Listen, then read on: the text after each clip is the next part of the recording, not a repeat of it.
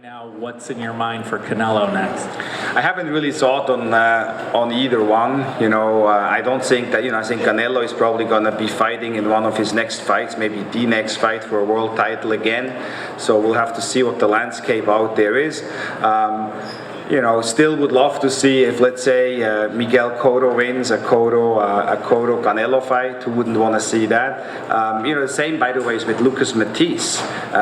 It's these kind of fighters who you love to see. I mean, who wouldn't want to see a Matthysse-Maidana fight? There's so many great matchups there. Just because you lose a fight, the good news is that boxing has learned that you don't have to go back in line and start from the bottom again. And losing against the #1 pound-for-pound fighter, there's no shame in it. I think Canelo learned a lot tonight as a 23-year-old, and so we'll see.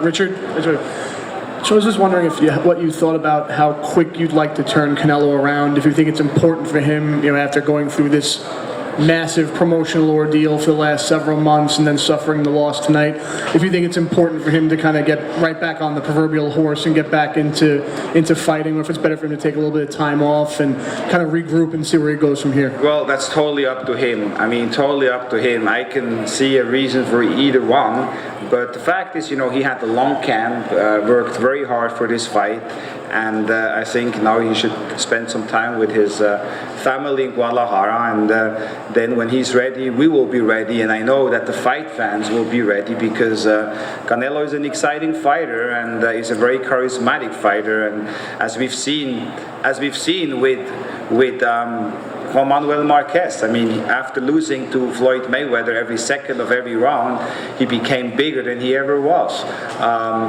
The same is true for Victor Ortiz. The same is, I think it just elevates all these guys to a totally different level. And I think Canelo today is bigger than he ever was. And so we'll let him decide. If he tells me he wants to fight before the end of the year, we're ready. If he tells me he wants to fight sometime in the first quarter of next year, we're ready. If he wants to fight in May, I'm ready. We'll see. And there's going to be plenty of good fights at 150, plenty of exciting fights one can make at 154. Canelo is on his way. He's almost here. Okay. Yeah. I was in the locker room right after the fight, and obviously Canelo was was very disappointed, was hanging his head because I think he was disappointed that it didn't go the way he thought it would go.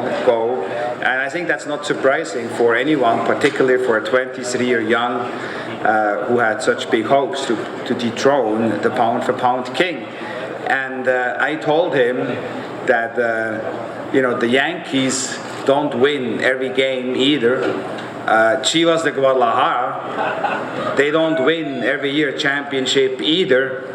And yet they still what they are. And Canelo, even though he didn't win tonight, he's still Canelo.